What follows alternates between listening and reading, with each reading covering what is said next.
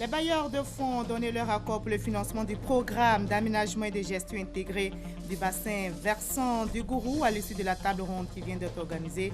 La Côte d'Ivoire a pu récolter pour les intentions de financement 219 milliards de francs CFA.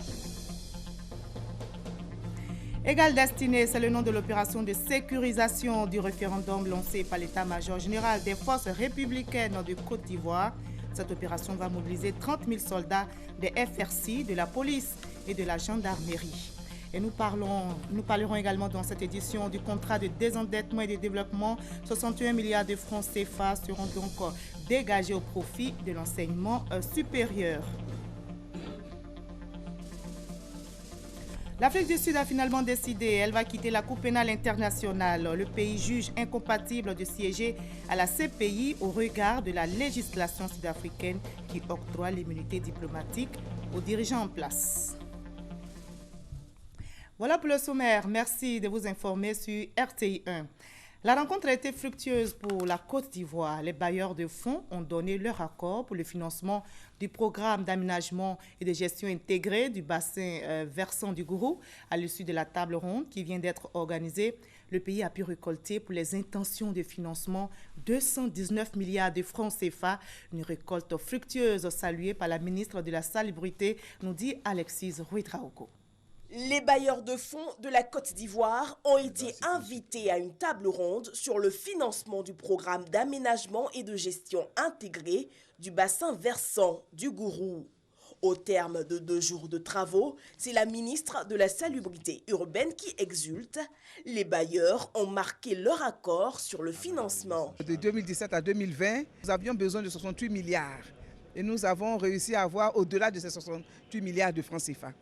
Sur le moyen terme et le long terme qui devait nous amener donc à l'horizon 2030, nous attendions de façon globale 245 milliards. Nous avons eu 219 milliards de francs CFA. Ça nous permettra d'aller vite et d'améliorer les conditions de vie de nos populations, de réduire donc les maladies et puis de réduire même les nuisances. Pour amoindrir les dégâts en saison des pluies du carrefour de l'Indénié, un programme d'urgence avait été déployé ces dernières années. Il a permis de rendre fréquentable la zone, mais pour améliorer et pérenniser ses acquis, il faut faire des travaux plus importants. En ce qui concerne donc la gestion du bassin versant du Gourou, les travaux que nous allons réaliser dans le cadre de ce projet viendront donc comme pour parachever tout ce qui est déjà réalisé donc au niveau de la baie de Cocody. Ce qu'il faut noter au-delà des perspectives heureuses pour le bassin du Gourou, c'est la solidarité des financiers pour les initiatives ivoiriennes. Il y a une bonne mobilisation forte de nos partenaires de développement parce que ces partenaires de développement font confiance à la Côte d'Ivoire. Et je pense en fait qu'on ne doit pas, disons que les décevoir, que ces fonds soient utilisés dans la meilleure façon possible, le plus rapidement possible et que les populations sentent le changement. Parce que c'est pour elles que nous travaillons. La table ronde referme ses portes. Les travaux, eux, sont annoncés pour début 2017. La recherche coûte cher, mais ça rapporte beaucoup. L'archéologie est un levier de développement en ce qu'elle est une source de valeur inépuisable. Déclaration du Premier ministre Daniel Kablan-Duncan ce matin à l'ouverture de l'exposition intitulée 100 ans de recherche archéologique de la Côte d'Ivoire. C'était au Palais de la Culture. Plus de 200 vestiges collectés en plus de 100 ans de recherche ont été exposés. Le but, valoriser le patrimoine culturel ivoirien. Franck Quadio. Les pierres sculptées de Goïtafla, des vestiges portant des traits humains taillés dans la pierre latéritique, des fragments de récipients et bien d'autres traces nourrissant le patrimoine archéologique national exposé au Palais de la Culture, une mine d'informations appréciée par ses étudiants. Avec cette exposition, on comprend déjà l'origine, l'organisation sociale des peuples en Côte d'Ivoire. 100 ans de recherche archéologique de Côte d'Ivoire, il s'agit pour le ministère de la Culture et celui de l'enseignement supérieur de montrer l'importance des recherches archéologiques réalisées pendant plus de 100 ans et évaluer leur impact sur le développement économique et culturel. L'idée pour nous, chercheurs, et pour le ministère de la Culture est de faire connaître l'archéologie et d'amener les pouvoirs publics à prendre en compte l'archéologie dans les stratégies de développement local, régional et national. Notre archéologie a besoin d'être promue Elle devra pouvoir jouer pleinement son rôle dans le processus de développement de notre pays à travers les études scientifiques, la valorisation et la sauvegarde. Des vestiges et matériaux anciens peu connus. Il s'agit pour l'État de vulgariser la recherche, volonté exprimée par le Premier ministre Daniel Kablan-Duncan. Donc la culture et la francophonie a porté une attention toute particulière à cette problématique, de même qu'à celle de la nécessaire préservation des découvertes enregistrées, afin de faire des propositions au gouvernement à cet égard. Il faut, quand on a trouvé quelque chose, qu'on puisse le faire savoir, parce que très peu de nos nationaux savent qu'il y a des choses qui datent de la préhistoire et quelquefois même bien avant. Donc il faut vraiment qu'on y travaille, qu'on le montre. Notons qu'en Côte d'Ivoire, les premières recherches archéologiques ont été entreprises par les chercheurs occidentaux de l'AOF. Aujourd'hui, avec la création de l'Institut des sciences anthropologiques de développement, ISAD en 2001, un nouveau dynamisme est sollicité pour le développement de la recherche. Le président du groupe Roche Laboratoires et Industries Pharmaceutiques est actuellement à Abidjan. Il a été reçu par le Premier ministre Daniel Kablan-Duncan. Au menu, le renforcement du partenariat entre l'État ivoirien et le laboratoire Roche afin d'améliorer le traitement du cancer et de l'hépatite. Le groupe compte intensifier ses investissements en créant un système de diagnostic précoce du cancer du sein. Il veut aussi faciliter l'accès aux médicaments à tous les malades du cancer. Des marins français et britanniques sont à Abidjan. Ils sont là pour renforcer les capacités de leurs homologues ivoiriens. La formation a commencé depuis le 17 octobre, au lendemain du sommet de Lomé sur la sécurité maritime. Les navires de guerre français et britanniques ont donc jeté l'ancre au large d'Abidjan pour des formations, comme nous l'explique Hamza Diaby. 2 navires de guerre séjournent dans les eaux ivoiriennes depuis quelques jours déjà. Il s'agit du BPC Dixmude, 3e bâtiment de la marine française de la classe du Mistral, intégré au groupe aéronaval français. Ce bâtiment participe à des missions de maintien de la paix de l'ONU ou dans le cadre de l'Union européenne. Par rapport aux autres marines avec lesquelles nous avons fait les entraînements, et la marine ivoirienne est en pointe. Donc d'une manière générale, l'objectif de la marine française est de promouvoir l'action des marines africaines dans le golfe de Guinée, afin qu'elles s'émancipent, qu'elles s'autonomisent, pour pouvoir assumer elles-mêmes leurs prérogatives, leurs droits régaliens dans leur zone, pour que le pillage cesse et que la sécurité maritime soit assurée. Toutes ces initiatives quand même permettent à la marine nationale ivoirienne et aux forces de défense de Côte d'Ivoire de s'aguerrir. Donc nous saluons vraiment à juste titre la présence de nos frères d'armes français pour nous permettre de nous entraîner et de nous former correctement. Quant au deuxième, le RFA Gold Rover, c'est un navire de la Marine royale britannique qui vient donner du contenu à la coopération militaire avec la Côte d'Ivoire. Long de 145 mètres, ce dernier est spécialisé dans la protection des intérêts britanniques et assez expérimenté dans la lutte contre les narcotrafiquants et le grand banditisme en mer. Des exercices conjoints qui engagent les forces navales britanniques, françaises et ivoiriennes ont lieu ce vendredi dans les domaines des instructions sur tir, de plongée de combat et de détection. Les différentes délégations ont rendu visite au chef d'état-major général des FRCI et au directeur général du port autonome d'Abidjan avant de disputer un match amical de football qui s'est soldé par la victoire des marins ivoiriens. Et on passe maintenant à l'actualité politique en Côte d'Ivoire, une actualité dominée par le projet de nouvelle constitution. On en parle dans la 3e République en question.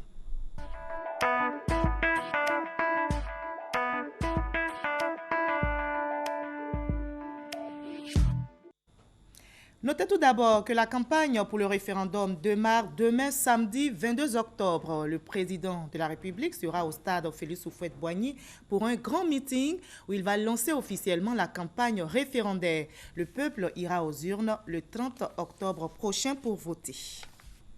C'est donc ce samedi à minuit que s'ouvre la campagne pour le référendum jusqu'au 29 octobre prochain. Mais avant le top départ de cette campagne, le président de la Commission électorale indépendante a fait une déclaration. Youssouf Bakayoko appelle à l'apaisement dans les discours et propos afin d'assurer un succès au processus. Sa déclaration a été recueillie pour vous par Thomas Kissambi. Ivoiriens, Ivoiriennes, chers frères et sœurs, la population électorale ivoirienne, au nombre de 6 318 311, se rendra aux urnes le 30 octobre prochain pour se prononcer sur le projet de constitution adopté par l'Assemblée nationale le 11 octobre dernier.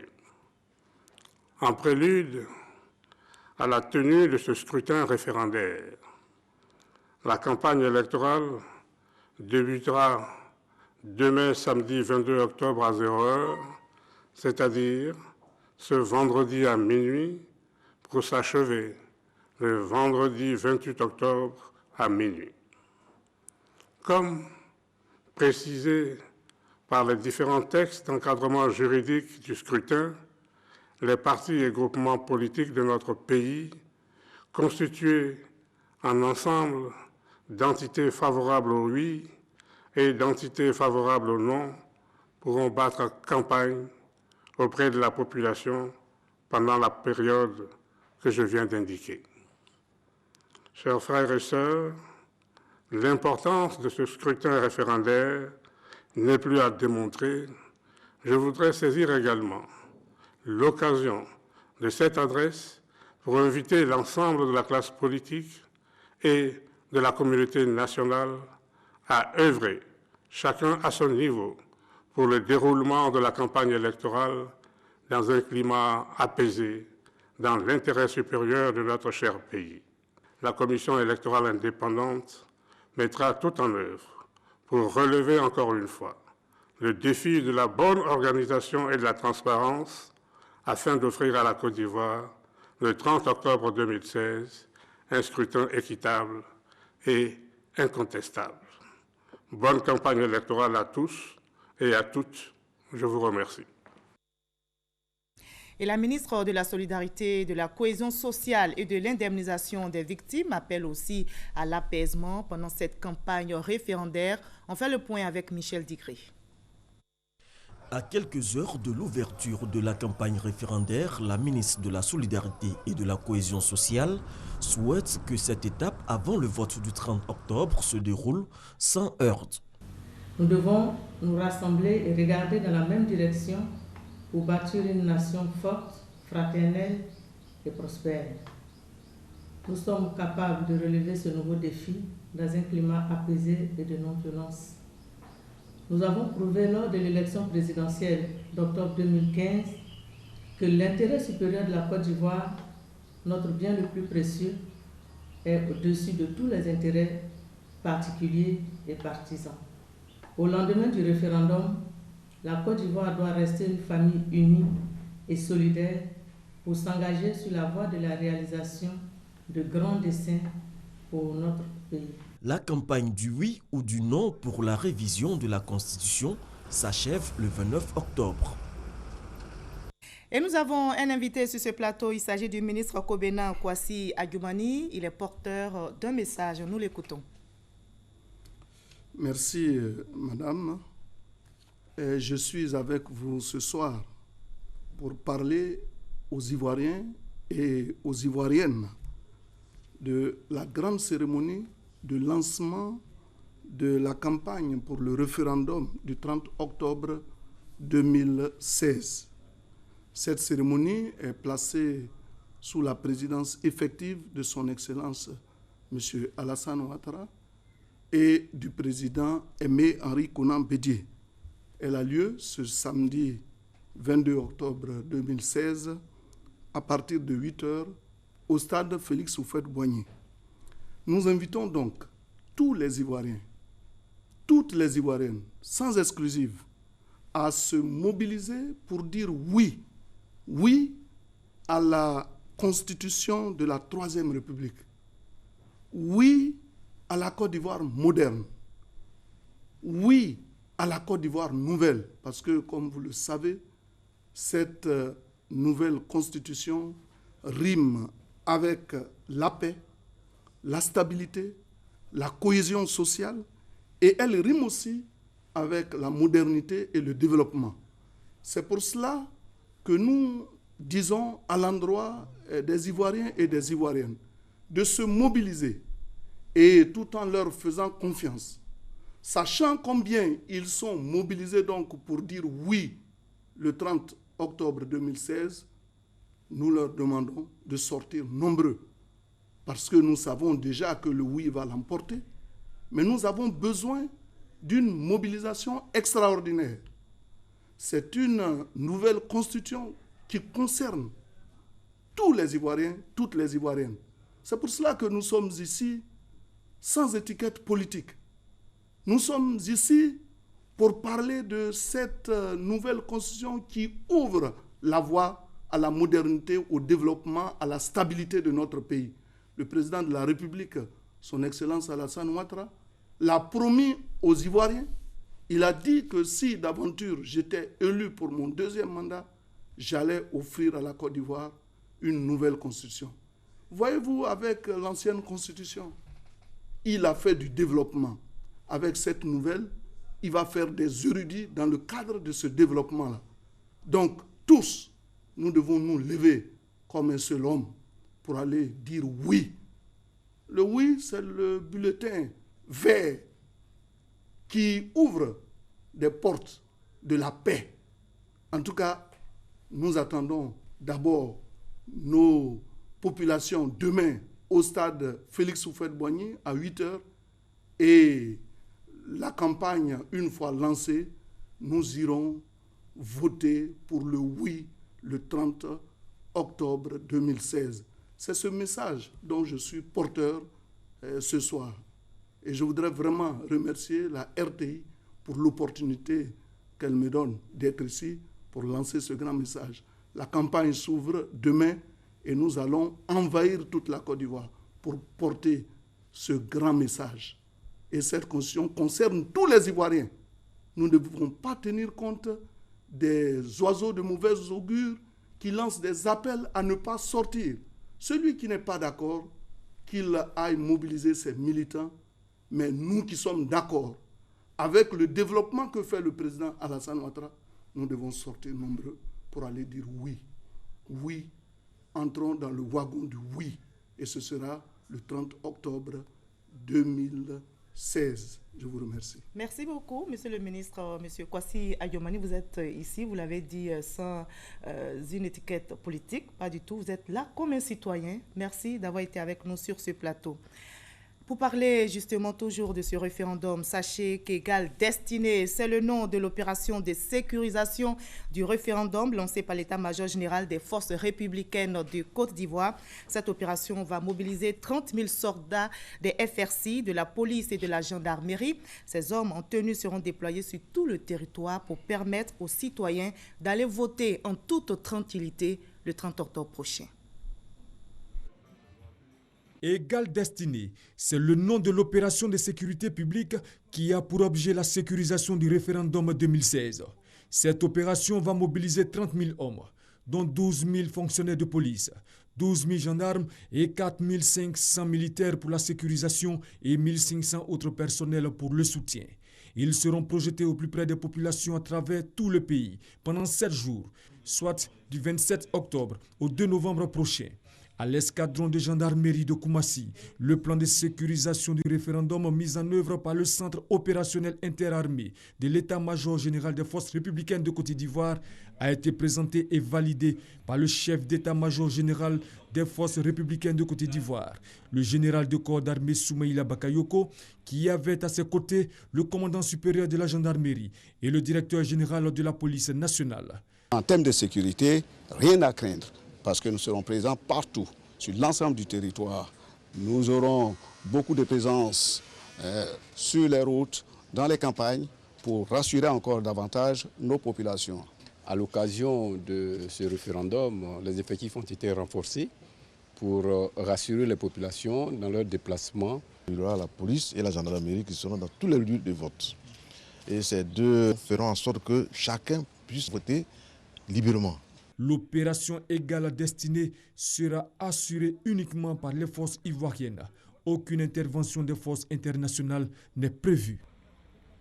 La sensibilisation pour le référendum se poursuit. Des cadres du PDCI, du RDR, du MFA ont échangé avec les populations. Voyons tout cela avec nos différents reporters. Importante réunion à la maison du parti du PDCI RDA ce jeudi. Au cours de cette rencontre, Daniel Kablan-Duncan a donné un mot d'ordre clair à toutes les instances du parti. Battre campagne pour le oui à l'occasion du référendum du 30 octobre prochain. Il est donc de notre responsabilité première en tant que militants du PDCI RDA de défendre ces réformes qui sont conformes à nos valeurs de paix, de fraternité et à la vision politique des pères fondateurs de notre parti, le PDCI RDA, mais aussi de ceux donc du RHDP. Il ôte son costume de Premier ministre pour celui de cadre de parti. Daniel Kablan-Duncan, le politique, a rencontré les militants du RDR à la rue Le Pic. Daniel Kablan-Duncan rappelle que certains points, dont celui de la création d'une vice-présidence, avaient déjà été proposés par le président Félix Houphouët-Boigny. La nouvelle constitution est conforme à l'esprit et à la philosophie politique du président Félix Houphouët-Boigny et du RHDP. Parce que cette constitution vise à préserver la Côte d'Ivoire de l'instabilité, en lui garantissant la paix et la stabilité politique. Pour Daniel Duncan, le pas dans la Troisième République par un oui au référendum sera la force de la nouvelle Côte d'Ivoire. La nouvelle constitution montre de réelles avancées démocratiques. L'importance et la pertinence de ces avancées ont achevé de nous convaincre, nous les députés de l'Assemblée nationale, de ce que ce texte est de nature à nous conduire à l'émergence, tant il institue un cadre social novateur et prend en compte les aspirations profondes des populations quant à un mieux-être.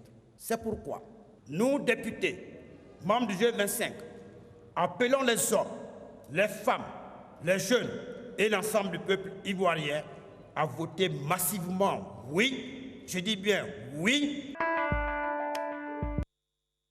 L'UDC, l'Union démocratique et citoyenne de Mel-Eg Théodore et 8 autres partis de l'opposition sont favorables au oui. La constitution proposée par Alassane Ouattara contient un certain nombre d'avancées basées sur les valeurs de liberté, de parité de genre, d'égalité de chances pour tous. Elle est une nouvelle page. Nous demandons donc solennellement au peuple de Côte d'Ivoire de se prononcer massivement pour le oui à cette constitution. La ligne adoptée par la table ronde est une ligne de dialogue favorable à la cohésion sociale, explique le président de l'UDC, sans oublier d'interpeller chacun à laisser de côté les querelles de chapelle politique. Forte mobilisation à Daloa des associations des jeunes, des femmes et des étudiants autour du député Boubacar Koné. Une occasion saisie par le parlementaire pour exhorter les jeunes à voter massivement oui au référendum constitutionnel le 30 octobre prochain. La loi que nous venons de voter est une loi faite pour les Ivoiriens, est une loi faite pour qu'il y ait la réconciliation en Côte d'Ivoire, est une loi faite pour réconcilier les Ivoiriens. Et selon Boubacar Koné, le texte qui sera soumis au vote du peuple garantit les droits de tous, partis politiques, jeunes et vieux, car il va débarrasser la Constitution de tout ce qui est confligène. Les leaders d'opinion de la commune de Port-Bouët sensibilisés sur le projet de constitution au centre pilote de Port-Bouët qui a refusé du monde, le secrétaire général adjoint du RDS, chargé du monde syndical Sidiki Konaté et Jean-Louis Moulou ont relevé les raisons du changement de constitution et cité des articles qui doivent pousser les populations à adopter la nouvelle loi fondamentale. Chacun doit se dire que cette constitution parle de moi. Or, si quelque chose parle de vous, il est bien que vous sachiez le contenu de cette chose. La nouvelle constitution, comme nous l'avons indiqué, est porteuse d'un nouveau contrat social, en fait, pour les Ivoiriennes et les Ivoiriens. L'objectif, c'est d'avoir le oui massif. Les leaders d'opinion et les chefs traditionnels ont tous reçu une copie du projet de constitution. Expliquer les articles 35, 36 et 37 de la nouvelle constitution relative aux femmes pour amener ces femmes de Békay et de toute la Côte d'Ivoire à s'approprier cette constitution, un exercice auquel la ministre de la promotion de la femme, de la famille et de la protection de l'enfant s'est donnée avec aisance. Depuis plus de 30 ans que les activistes ont commencé à travailler pour les questions de la promotion de la femme, on n'avait jamais eu une telle victoire dans un document aussi fondamental qu'est la Constitution. Donc je me suis dit, il fallait que je vienne à Bouaké expliquer aux femmes ce qu'elles gagnent dans la Constitution. Quelles sont les motivations qu'elles ont pour aller voter, pour ne pas qu'elles soient distraites ou qu'elles aillent voter parce qu'il faut voter. Le bureau politique félicite le président de la République, son Excellence Alassane Ouattara, pour la qualité du projet de constitution. Le bureau politique lance un appel à voter massivement oui le dimanche 30 octobre 2016 afin de doter notre pays d'une constitution moderne et démocratique, gage de paix, de stabilité et de développement durable. Dans l'ouest de la Côte d'Ivoire, dans la sous-préfecture de Blodéquin précisément, à quelques jours du vote pour le référendum sur la nouvelle constitution, l'heure est à la mobilisation des hommes et des femmes en âge de voter. Cette mobilisation, Aimé Sien, coordonnateur du RHDP, et les siens en font la leur. Ils battent le pavé en visitant les hameaux de la sous-préfecture. Dans le canton Zrabaouan, l'homme s'est employé à expliquer les changements majeurs que comporte la nouvelle constitution. La nouvelle loi fondamentale favorise et garantit les libertés individuelles et collectives et renforce l'état de droit, dira-t-il à l'occasion. En conséquence, le coordonnateur demande à la population de voter massivement pour le oui le 30 octobre prochain. Et toujours à propos de ce référendum, la Direction générale de la RTI informe l'opinion nationale que, conformément aux décisions de la ACA relatives à la campagne sur le référendum du 22 au 28 octobre, le dispositif de couverture médiatique mis en place est libellé comme suit. Les espaces dédiés aux activités de la dite campagne ne sont réservés qu'aux acteurs du oui ou du non. Dans les journaux télévisés, des espaces de durée égale sont mis à la disposition des différents acteurs du oui ou du non utilisables selon les agendas. D'ores et déjà, les principaux partis et groupements politiques s'étant déjà exprimés pour le oui ou pour le non ont été contactés. Toutefois, les autres partis ou groupements politiques intéressés peuvent joindre la direction de l'information à l'adresse électronique jrti1@rti.ci, je reprends, jtrti1@rti.ci pour les modalités pratiques. Je répète, la campagne pour le référendum démarre demain, samedi 22 octobre. Le président de la République sera au stade Félix Houphouët-Boigny pour un meeting où il va lancer officiellement la campagne référendaire et le peuple ira aux urnes le 30 octobre prochain pour voter.